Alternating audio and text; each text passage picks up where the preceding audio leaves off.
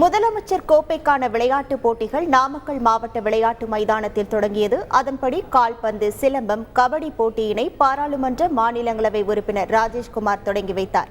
வெயிலால் மாணவர்கள் தலையில் துணியை போட்டு மறைத்திருந்த நிலையில் அதை சுட்டிக்காட்டி பேசிய MP ராஜேஷ்குமார், காலை வெயில் உடம்புக்கு நல்லது என்று அறிவுரை கூறினார்.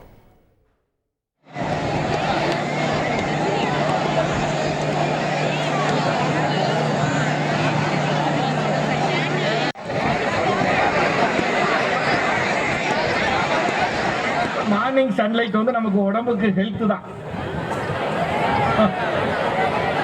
அதனால வந்து விட்டமின் டி கிடைக்கும்னு மேடம் சொல்லியிருக்கிறாங்க.